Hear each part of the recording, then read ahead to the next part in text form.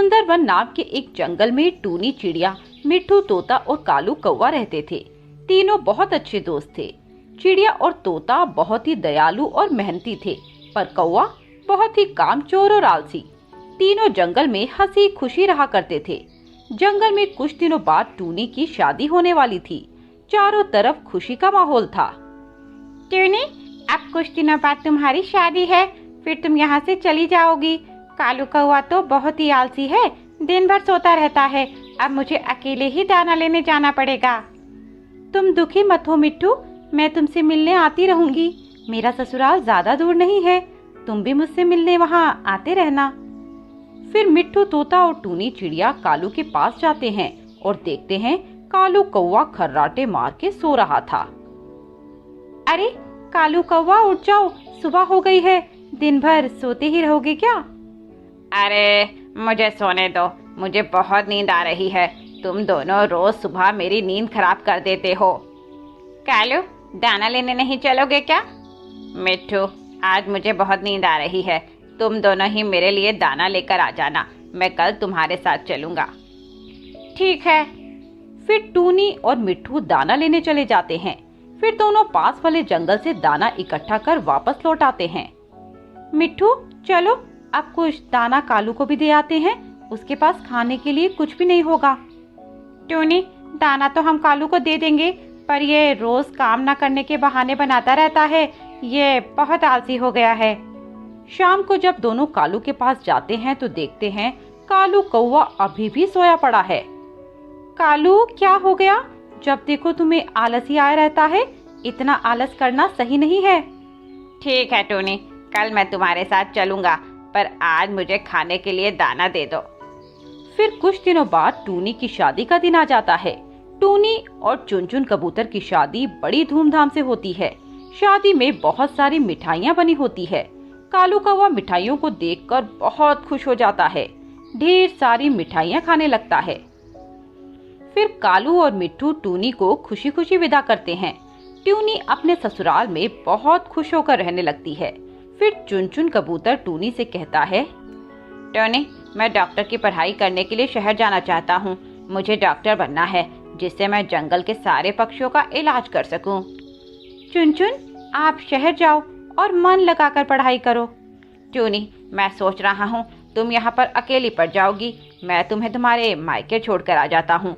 वहाँ पर तुम अपने परिवार के साथ आराम से रहना, मैं जल्दी पढ़ाई करके वापस लौट आऊंगा। ठीक है। फिर सुबह दोनों टूनी के मायके चले जाते हैं। फिर चुनचुन मिट्ठू तोते के पास जाता है और उसे सारी बात बताता है। चुनचुन, तुमने बहुत अच्छा फैसला किया है। तुम अच्छे से डॉक्टर की पढ़ाई करो और जंगल के सभी पक्षी टूनी का ध्यान रख लेंगे। फिर चुनचुन वहाँ से शहर चला जाता है और फिर कुछ दिनों बाद ठंड का मौसम शुरू होने वाला था।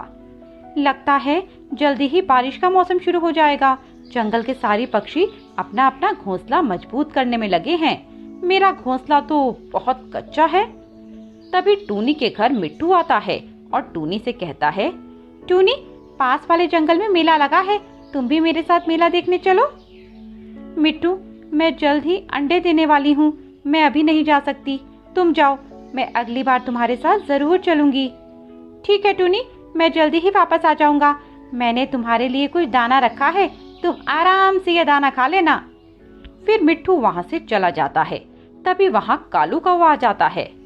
अरे टूनी, तुमने सुना, शहर से मौसम विभाग ने सूचना जारी की है, जल्दी ही जोरदार बारिश और बर्फ गिरने वाली है। हे भगवान, अब मैं क्या करूंगी? कालू, मेरा घोंसला तो बहुत ही कमजोर हो गया है। अरे अभी तो मौसम अच्छा है, तुम अभी से परेशान क्यों हो रही हो? चलो मैं चलता हूँ, मेरा आराम करने का टाइम हो गया। अगले दिन जोर से बारिश शुरू हो जाती है। बारिश शुरू हो गई और रुकने का नाम ही नहीं ले रही। अब मैं क्या करूं? मेरा घोंसला तो इस तेज बारिश में टूट जाएगा। मुझे किसी से मदद मांगनी पड़ेगी। हे भगवान, मेरे बच्चों की रक्षा करना। कुछ देर में टूनी का घोंसला हिलने लगता है। बारिश इतनी तेज हो रही थी कि चारों तरफ पानी ही पानी पड़ जाता है। फिर टूनी तेज बारिश में उड़ जाती है और कालू कौवे का दरवाजा खटखटाती है। कालू दरवाजा खोलता है। अरे टूनी, इतनी तेज बारिश में यहाँ क्या कर रही हो? कालू, मेरा घर टूट गया। मुझे आज रात यहाँ रहने दो, सुबह होते ही मैं यहाँ से चली जाऊंगी। फिर कालू सोचता है, अरे अगर मैंने इसे यहाँ रख लिया तो यहाँ पर ये अपने अंडे दे देगी। टूनी, मेरा घर तो बिल्कुल मजबूत नहीं है, तुम यहाँ सुरक्षित नहीं रह पाओगी, तो अच्छा है तुम यहाँ से चली जाओ। टूनी वहाँ से चली जाती है। थोड़ा आगे चलकर उसे एक पहाड़ी नजर आती है। टूनी जैसे ही पहाड़ी पर जाती है उसे एक गुफा नजर आती है। टूनी बहुत खुश हो जाती है। गुफा के अंदर कुछ घास फूस पड़ी थी। टूनी उस घास में अंडे दे देती है। टूनी अपने अंडों को देखकर बहुत खुश थी। वहीं दूसरी तरफ मिट्ठू तोता जंगल पहुंचकर देखता है कि टूनी का घर टूट गया है। मिट्ठू कालू के पास जाता है। कालू, तुमने टूनी को देखा? नहीं मिट्ठू, मैंने तो नहीं देखा। कालू चलो, टूनी को ढूंढने चलो। अरे मिट्ठू, आज मेरी तबीयत ठीक नहीं है, तुम अकेले ही टूनी को ढूंढ लो। तुम कहाँ चली गई टूनी? मुझे तुम्हें अकेले नहीं छोड़ना चाहिए था। बच्चों, हमें अपने लिए एक मजबूत घोंसला बनाना पड़ेगा। मैं लकड़ियां इकट्ठा करके जल्दी लौट आऊंगी। फिर टूनी जंगल में जाती है। तभी मिट्टू की नजर टूनी पर पड़ती है। मिट्टू उसे देखकर बहुत खुश हो जाता है। तुम कहाँ चली गई थी? मैं बहुत परेशान हो गया था। टूनी मिट्टू को सारी बात बताती है। फिर टूनी और मिट्टू दोनों मिलकर एक सुंदर सा घोंसला तैयार कर देते हैं। जंगल में बारिश बहुत तेज थी और तूफान भी बहुत तेज चल रहा था। कालू कौवे का घर भी टूट जाता है। कालू कौवा बेघर हो जाता है।